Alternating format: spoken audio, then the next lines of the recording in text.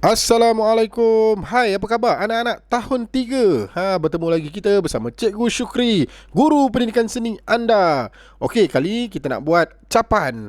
Aneka capan tahun 3.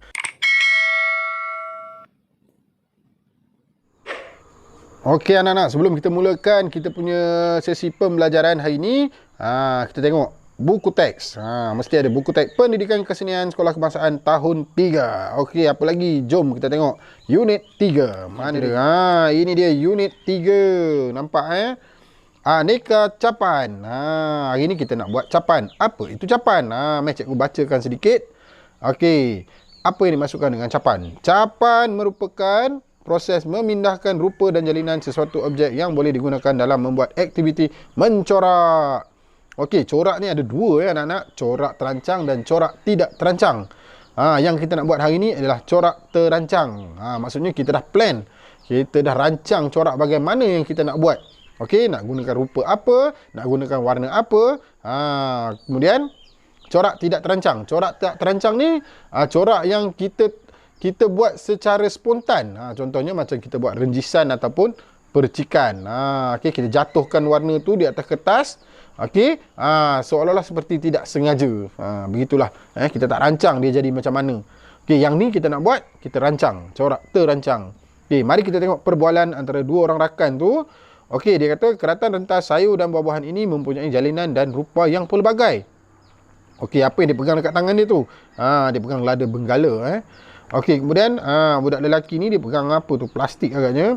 Kamu pernah belajar tentang capan pada tahun 1. Ingatkah kamu, imej yang dihasilkan bergantung pada rupa sedia ada yang terdapat pada bahan tersebut. Okey anak-anak, kita tengok ni contoh-contoh bahan. Okey, contohnya sayur tadi bila kita dah ambil, kita potong, kemudian kita sapukan warna, maka terhasil dah. Okey, terhasillah motif kat situ. Okey, ni dia boleh lada benggala, kacang bendi, petola dan juga sawi. Nampak mungkin sedikit kabur, tak apa, cikgu clearkan. Okey, kita ada lagi banyak benda lain sebenarnya. Kemudian kita tengok okey, anggur. Macam mana nak menggambarkan anggur menggunakan teknik capan. Okey, kita tengok motif satu, dia kata gunakan butang butang baju ni, kemudian daun. Okey, digabungkan dua ni, maka terhasillah corak di begini. Corak terancang ni, cantik kan? Okey anak-anak, kalau ada buku teks lagi bagus boleh tengok bersama dengan cikgu. Okey, kita tengok eksplorasi capan.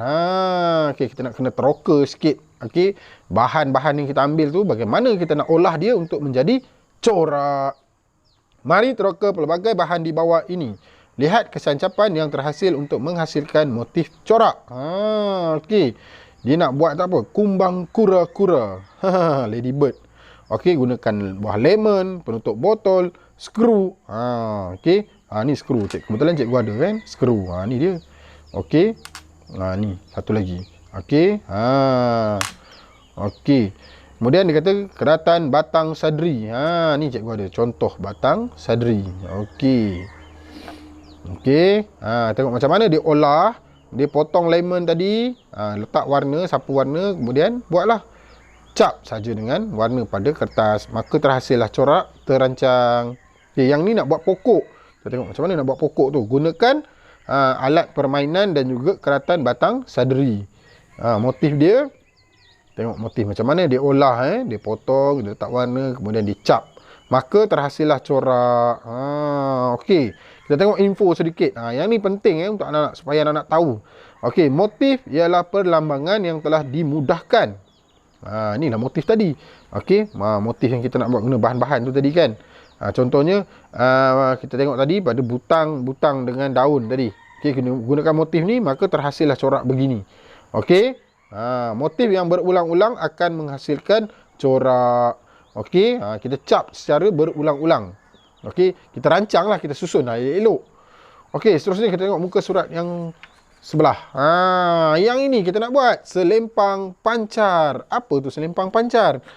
Selempang ni biasanya kain yang diletakkan di atas bahu ataupun di dada lah.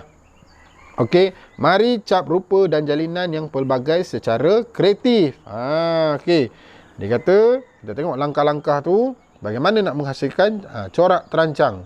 Kita nak buat corak pancaran. Okey. Ni ada contoh motif. Motif kain songket ialah perlambangan daripada tampuk buah manggis. Sekarang kita nak tengok langkah kerja. Okay, yang pertama tadi dia kata potong bendi dan batang sadari di bahagian belakang akarnya. Okey. Seterusnya langkah kedua, warnakan potongan batang sadari dengan cat poster. Okey, bahagian mana tu? Bahagian belakang. Inilah bahagian belakang kabur sikit.